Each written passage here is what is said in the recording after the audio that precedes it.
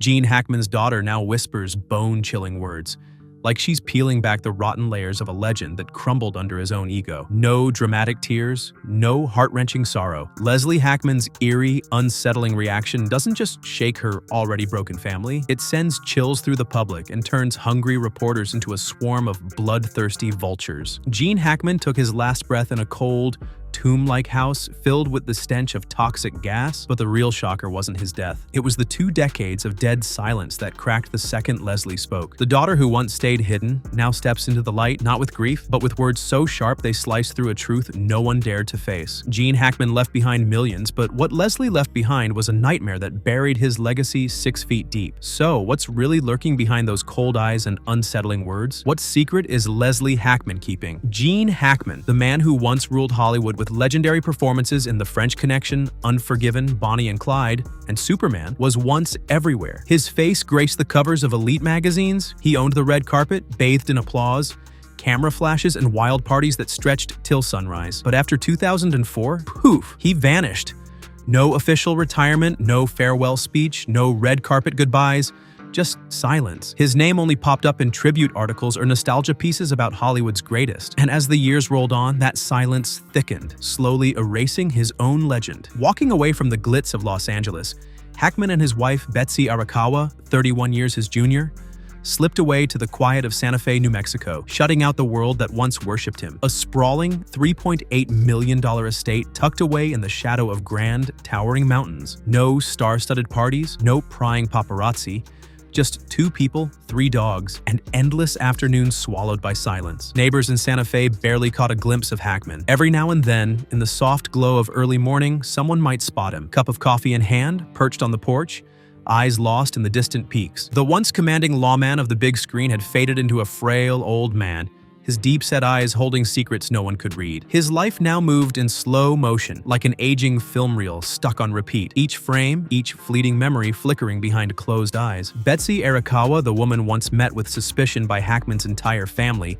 turned out to be the one who never left. She cared for him like a seasoned nurse, tending to every meal, every pill, every fragile moment. But was that love real and pure? Or was Betsy more like that Santa Fe mansion, both a sanctuary and a prison, trapping Hackman in a loneliness he couldn't escape? Close friends who managed to visit said the man they once knew had vanished. He barely spoke, dodged any talk about his career, and refused to watch his own films. Any new scripts sent his way, Betsy shut them down without a second thought. In his final interview, Hackman admitted, "I haven't watched my own movies in years. They belong to the past, not to me." And from 2004 to 2024, a full 2 decades, he existed like a ghost, physically present but long gone from the world. No big events, no red carpets, not even a random sighting. The only time he was caught in public was in 2023. When paparazzi snapped a rare shot of him and Betsy at a small seafood joint. He looked frail, his frame smaller, clinging to Betsy for support with every step. But for just a moment, that stare, the same one that once sent shivers through Hollywood in The French Connection, flickered back to life. Neighbors said Hackman's house was always locked up tight, but late at night, hushed arguments sometimes slipped through the walls. No one knew what was being said, but Betsy's voice was always the last one heard. And there was something about that house, an energy that felt off, dark, heavy, like the ghosts of the past had never left. For 21 years, the world saw no trace of Gene Hackman and Betsy Arakawa. That eerie silence was like a velvet curtain dropping on the Legends era, while fueling endless conspiracy theories. Some whispered that Hackman fell into deep depression after stepping out of the spotlight. Others swore Betsy kept him locked away, cutting him off from the world to control his fortune. Whatever the truth was, one thing was certain. Hackman chose silence. It was almost like he wanted to erase himself from Hollywood's memory. But in this town, disappearing doesn't mean being forgotten. And yet, Hackman made sure of it. He shut down every interview request, rejected every honor, even turning his back on the Lifetime Achievement Oscar. People couldn't understand. How could a man who once gave his soul to the craft suddenly act like it never existed? That silence? It wasn't just strange, it was a warning. No one who spent 40 years in the blinding heat of fame simply vanishes without a trace. So what was he hiding? A buried family secret? A will that would shake Hollywood? Or wounds so deep, even his first wife, Faye Maltese, and his 3 children never knew? Then came the call. In the dead of night, Santa Fe police reported 2 lifeless bodies found in separate rooms. A dog mysteriously dead. And just like that, the 21-year silence shattered into a storm of questions no one was ready for. Gene Hackman, the icon who once ruled the silver screen, was now nothing more than a name on an autopsy report. The quiet before the storm? Turns out that was just the prologue to a story far darker, far more painful than anyone could have imagined. And when his daughter, Leslie Ann Hackman, stood there clutching his will, the weight of it all finally broke her. The winding red dirt roads leading to that elite neighborhood on the outskirts of Santa Fe had always carried an air of eerie solitude. This wasn't the California sun, dazzling and golden. It wasn't the crisp, cool air of the East Coast either. Here, the light hung tired and heavy, like the whole sky was holding its breath, waiting for something to come crashing down. And under that weary glow, Gene Hackman's multi-million-dollar estate sat perched on a hill, staring out over the rolling mountains, holding onto secrets no one dared speak aloud. The people who lived near the Hackmans almost never saw them. No weekend wine tastings, no Sunday church visits, no strolls through the bustling farmers market. When Gene and Betsy did step outside, it was fleeting, just distant shadows slipping behind the towering iron gates. Some said if you were up early enough, just as the sun hesitated behind the peaks, you'd catch a glimpse of Betsy, quietly leading the old dog out of the house like a ritual, like a routine hiding something far more sinister. She moved slowly, her eyes shifting nervously like she knew someone might be watching. The old dog trudged beside her, its steps heavy, almost as if it too could sense the tension swallowing the house whole. Less than 15 minutes later, Betsy led the dog back inside, shutting the gate with a careful, almost fearful touch, like even the smallest sound could wake the restless spirits trapped within those walls. Gene Hackman, ever since his heart began to fail him, barely set foot outside. The only visitor who crossed that threshold, aside from the Hackmans themselves, was the pharmacy delivery woman, a middle-aged figure, her face worn with struggle, who always muttered something under her breath as she left. One day she leaned toward a nearby neighbor and whispered, "They're hiding something in there. Something big." No one really knew who Betsy Arakawa confided in, if she had anyone at all. She was a woman of few words, a shadow in her own home. But one elderly neighbor just a fence away had noticed something. Betsy spent a lot of time in the backyard making hushed phone calls. Her voice was barely more than a whisper, too soft for anyone to make out the full conversation. But sometimes, through the rustling trees, a few chilling fragments would slip through. "He's getting worse? No, we can't let anyone know. This house? It's not safe." And every time the calls would end the same way, with a weary sigh, as if Betsy carried the weight of the entire sky on her shoulders. Who was on the other end of the line? A family member? Or someone who held the deepest, darkest secrets of the Hackman household? No one could say for sure. But one thing was clear, those calls were happening more and more often. And after each one, Betsy's face seemed more drawn, more lined with the kind of worry that didn't just fade away. Gene Hackman's estate had once been hailed as a masterpiece of architecture, a stunning retreat nestled in the untamed beauty of nature.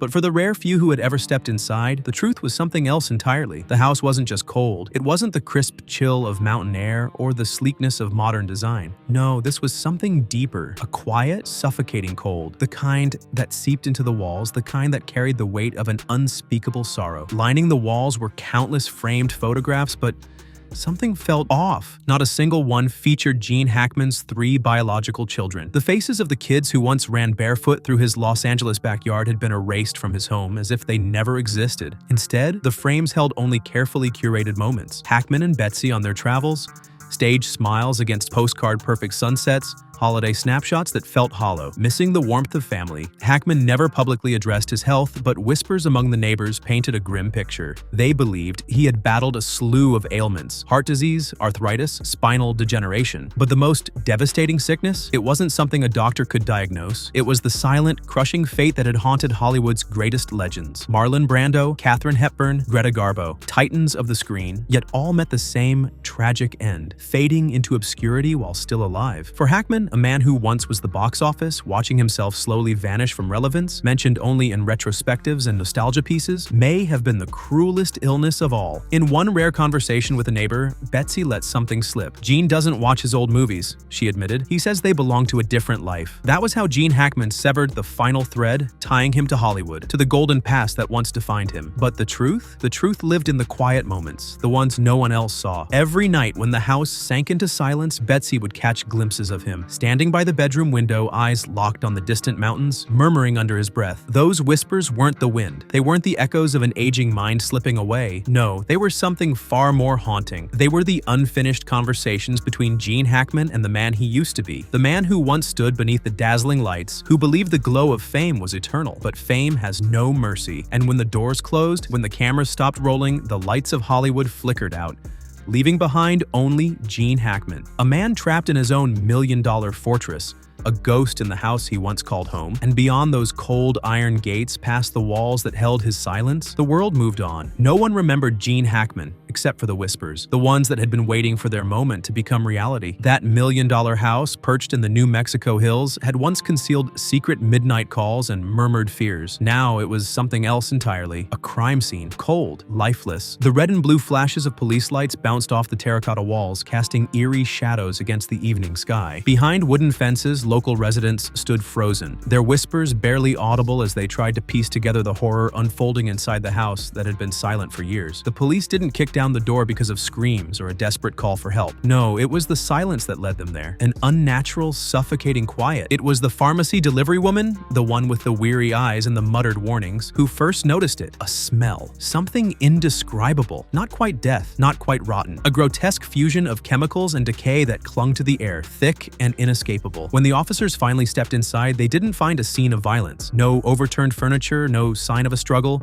Just an emptiness that felt heavier than bloodstains. Gene Hackman and Betsy Arakawa. Two bodies, two separate rooms, two different positions, but the same chilling fate. Gene Hackman lay still, his body resting as if sleep had simply overtaken him after a long, weary night. The blanket was pulled neatly up to his chest, his face eerily peaceful, eyes closed, mouth slightly open. No bruises, no struggle, just the quiet finality of a man who had taken his last breath. A few steps away in the dim light of the next room, Betsy Arakawa's lifeless form was crumpled beside the bed. Her stiff fingers clutched the landline phone, one of the last remnants of their old life before they disappeared into seclusion. The screen showed no outgoing calls. Had she tried to dial for help? Had she sensed something was terribly wrong? Or had she been the first to realize that whatever haunted this house had finally come for them? Then there were the dogs, the three faithful companions who had lived with Gene and Betsy for years. When officers entered the home, two were still alive, trembling beside their owners' bodies, their eyes filled with something deeper than fear, something resembling grief. But the oldest dog, the one Betsy walked every morning before sunrise, lay motionless in the hallway between the bedrooms. No blood, no signs of trauma, no struggle, just stillness, as if, like its owners, it had simply faded away. So why did two dogs survive while one perished? Was the gas not strong enough to take them all? Or did something happen before the fumes spread? Something deliberate? A tragic coincidence? Or a calculated move? Investigators wasted no time. The forensic team tore through the house, inspecting the heating system, gas lines,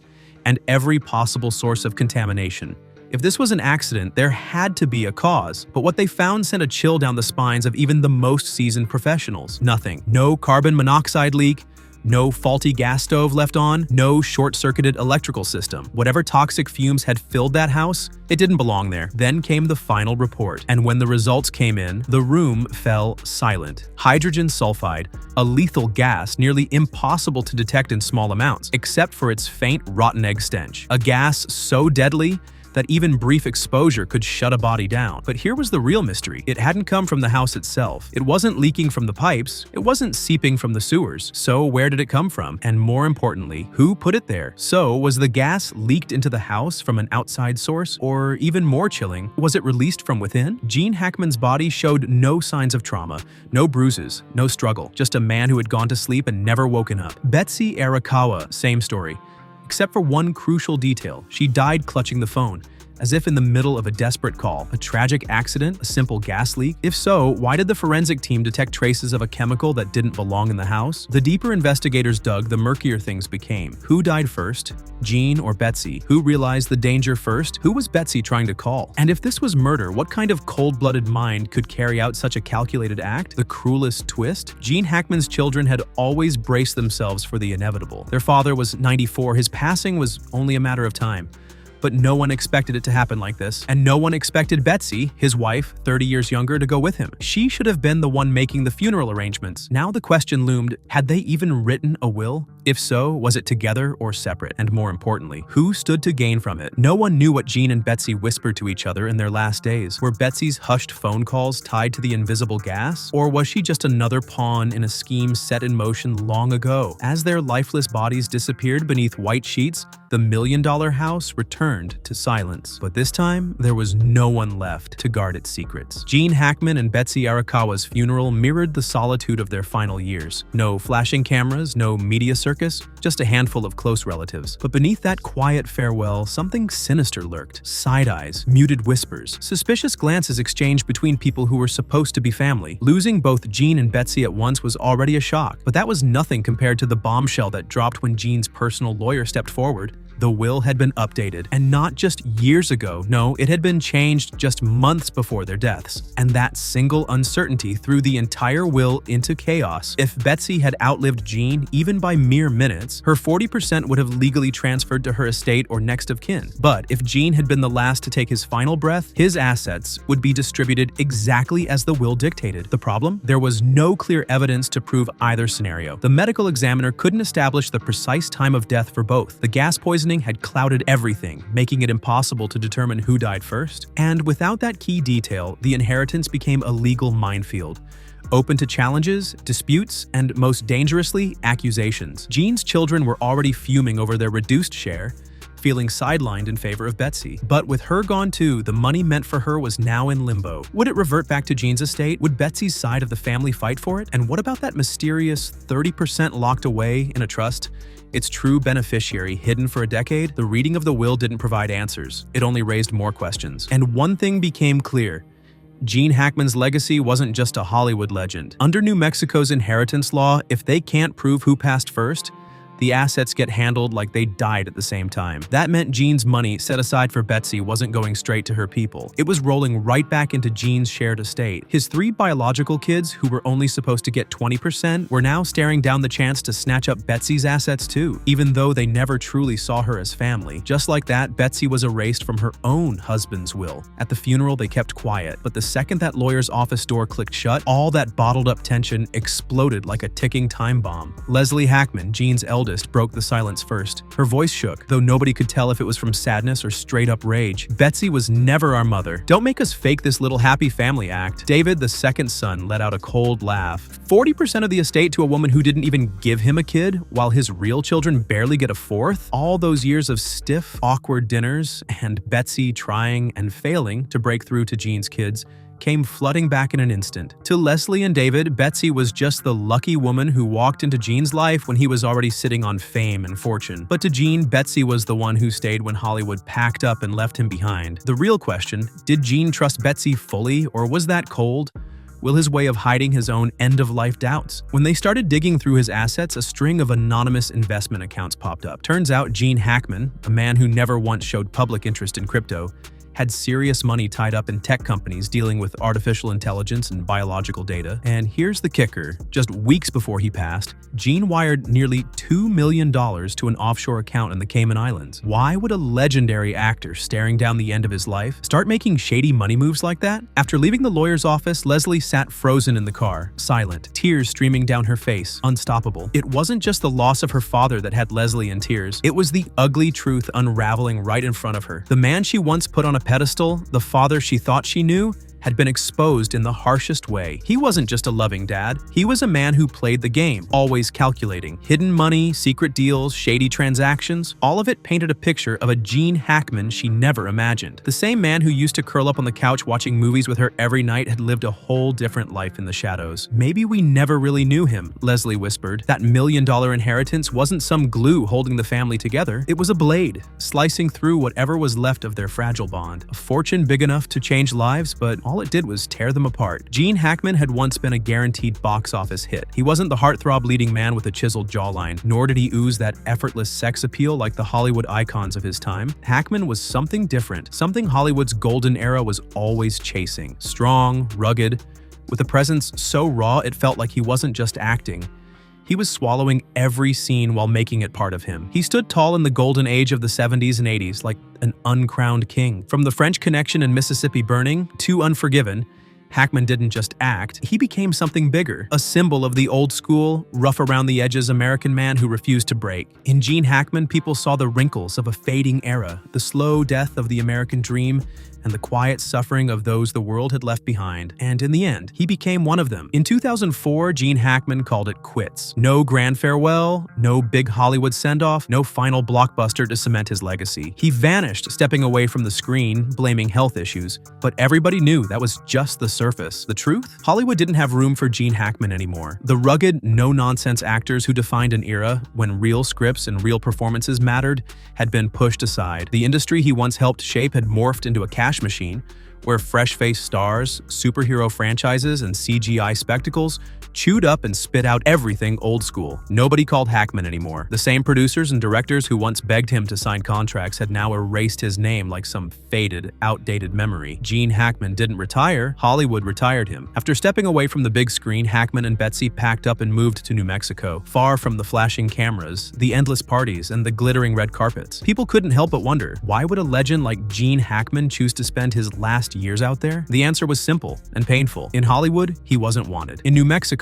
he wasn't recognized. That million-dollar mansion in the middle of the desert, it was supposed to be a peaceful retreat, but it turned into a windowless prison. Hackman and Betsy lived quietly, cut off from the world. The interview requests slowed down, then stopped completely. No invitations to awards shows, no lifetime achievement honors. Like Hollywood had made a collective decision to erase his name from history. Gene Hackman spent his last years as a ghost king, the forgotten ruler of a kingdom that had once bowed at his feet but now acted like he had never existed. The cruelest thing about Gene Hackman's story? His final, greatest role never made it to the screen. No script, no director, no stage lights, just four walls, a couple of old dogs, and a wife watching the slow, painful decline of the man she loved. But one thing about Hackman, he was never scared of death. He once said, "If I end up dying alone one day, I won't be shocked. That's just the price of living too long in the spotlight." But his death wasn't just the end of a man, it was a sentence, a brutal punishment Hollywood handed down to those who dared to get old, dared to stand their ground, dared to be themselves. Gene Hackman didn't pass from old age or illness. Hollywood had already buried him long before. Once upon a time, Hollywood loved Gene Hackman, loved him the way people flocked to a box office smash. But that love, it was as flimsy as a discount matinee ticket. The second Hackman stopped bringing in money, stopped collecting Oscars, stopped giving juicy interviews, that love vanished, like it was never even real. Hollywood's love for Hackman was the worst kind. The kind that only sticks around when you're useful, then tosses you aside when you become dead weight. And Gene Hackman wasn't the only one. Just another name on the long list of icons who once lit up Hollywood's sky, only to be tossed into the dark. Peter O'Toole, Lawrence of Arabia himself, faded away in silence, barely noticed. Burt Reynolds went from being a sex symbol to an old man struggling to make ends meet. Mickey Rourke, a Hollywood misfit who clawed his way back after years of being tossed aside. But Gene Hackman, he carried the weight of a whole generation. The actors who put their souls into their craft, who refused to fit into Hollywood's shiny plastic mold, who dared to grow old naturally. His death wasn't just a personal loss for his family or a sad day for movie lovers. It was a judgment on Hollywood itself.